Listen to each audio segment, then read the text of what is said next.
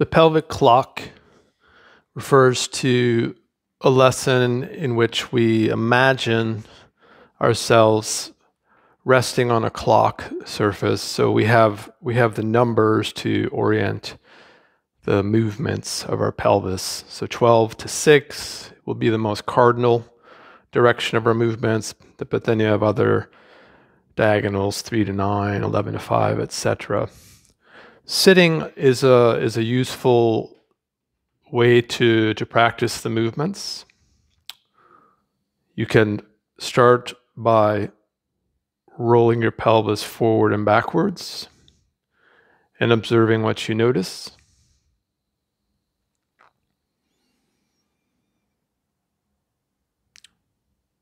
In order to feel the movement of the pelvis more freely, seek to reduce the effort within yourself where you notice underlying tension. You could start with the head and the neck and work your way downward, right? So you're softening the jaw. So as you roll your pelvis forward, you would feel that your head tilts back a little bit. And then as you roll your pelvis backwards to 6 o'clock, you feel the head tilts forward. Then you can lower your attention into the chest and feel as you roll back, the chest tilts down slightly. It's okay if yours is not doing so. Just notice what you notice. As you roll forward, the chest tilts up. If we go further down into the lower back, the abdominal cavity, you feel that the belly draws in as you tilt backwards, and the belly expands outward as you tilt forwards.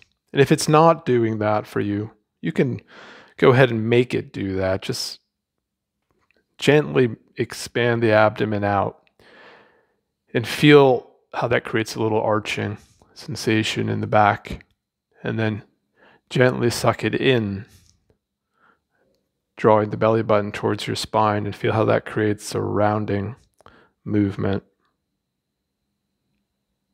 Sinking our attention lower, we can go into our hips and our pelvis, the bottom of our pelvis being our sitting bones.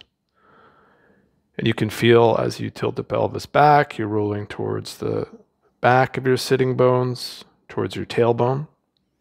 And as you roll the pelvis forward, you're rolling more towards the front of your sits bones and your pelvic floor. You can also observe the sense of weight shift that occurs with your feet on the floor. You don't need to, but you could use your feet and your legs a little bit to assist the movement, as if you were kind of sucking yourself forward. If your feet were just kind of glued to the floor, you could gently push or gently pull with the feet. Not necessary again, but can be interesting to explore how the feet and the ankle relate to this basic movement. And then you can rest for a moment and just notice what you notice. You can lean back on the chair if you like. How's your breathing? So we covered 12 to 6. If we go back to the movement, you can begin to get a sense, if you just focus on the clock, your pelvis is on the clock and the clock is touching your pelvis. You can get a sense, are you really going straight forward and back on the clock, 12 to 6, or is it a little bit off to a diagonal? Is the movement a little jagged in certain regions? Do you skip a beat? If you're sensitive enough to it, you'll more likely than not observe that it's not a perfect symmetrical movement. So you just observe what you do for a little bit. And then we're going to shift it so that we're going to go sideways. So we go side to 3, One sits bone lifts up, side to 9. The other sits bone lifts up.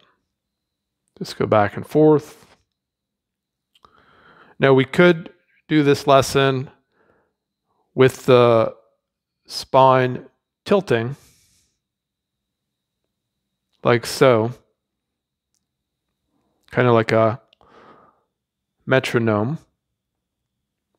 just like we might have been doing something like that when we went forward and backwards. But let's imagine that we're just going to hold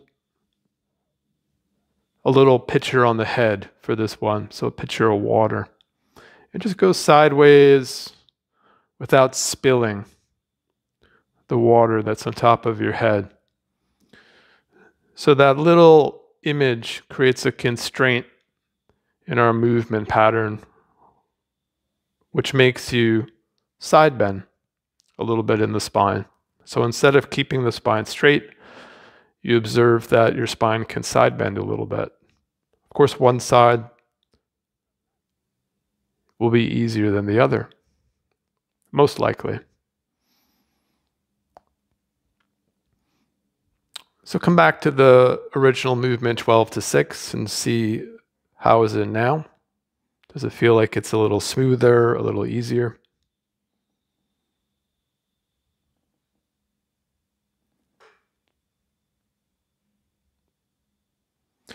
And then tilt your pelvis forward to 12 and then move slowly to 1 o'clock, 2 o'clock, and 3 o'clock. And then go back to 2, to 1, to 12. And just do that a few times. So you move forward to 12, your abdomen expands, and then feel that you're right on top of the clock, pushing the numbers down through the chair. 1, 2 to 3, 3, 2 to 1. Do that again. 12 to 1 to 2 to 3. Back to 12, and then switch over 12, 11, 10 to 9. So we're just covering the first front half of the motion. And then you can link it so that you go from 9 to 10 to 11 to 12 to 1 to 2 to 3 and back to 2 to 1 to 12, 11, 10, 9. Just making a semicircle around the front half of our pelvis and our pelvic floor. Rest for a moment.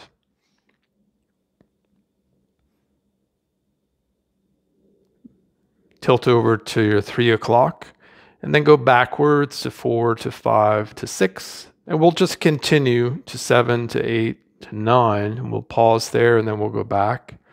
8 to 7 to 6 to 5 to 4 to 3. And we'll just keep doing that rear semicircle of the clock a few times, feeling the rounding that occurs in the back as well as the rotation and twisting, side bending.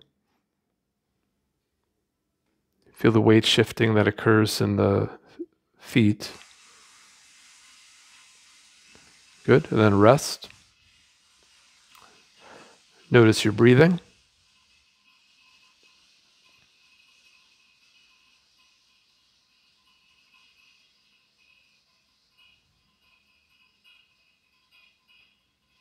And then we'll do a complete circle starting at 12 clockwise. 1, 2, 3, nice and slow. 4, 5, 6, 7, 8, 9, 10, 11, and 12. Again, nice and slow, noticing how easy is the movement throughout the entire range. Where is it smooth, effortless? Where is it a little jerky? Where do you skip a few numbers?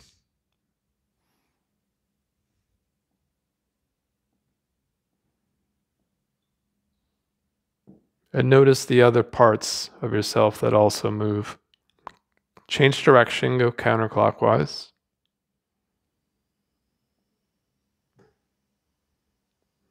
And observe that as you make circles with the pelvis, you actually feel circles in other parts of yourself. You feel it in the feet, ankles. You can feel it all the way up to the head and the shoulders. Change direction if you close your eyes.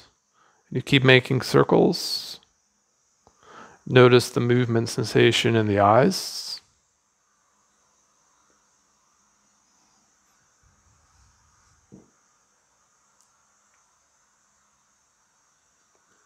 Change direction.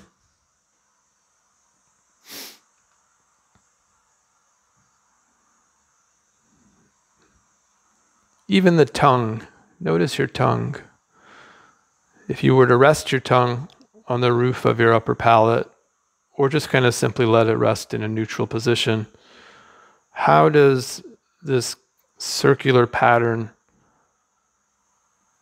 of the pelvis seem to influence the tongue?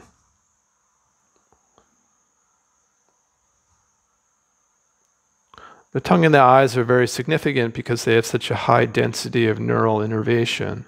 So any tension that you carry in your eyes and your tongue is really going to manifest throughout the entire body.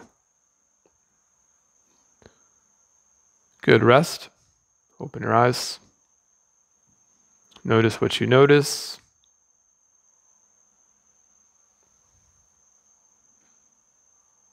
And 12 to 6, 6 to 12. How is it now?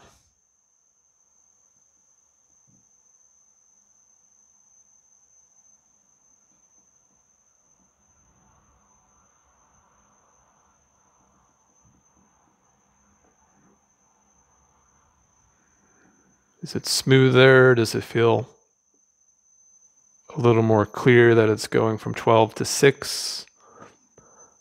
How is the rest of the body moving in response to the movement of the pelvis? And if you like, you can modify the lesson. You could do it with your feet together, bottoms of your feet touching.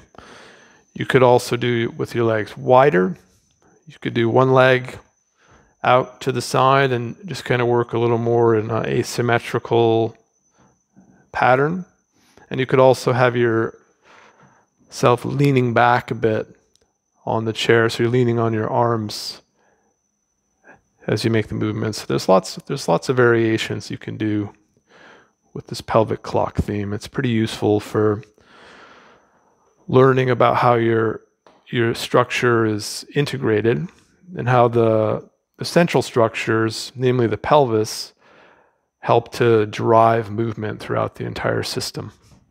Stand up, notice what you notice, walk around, and feel the difference.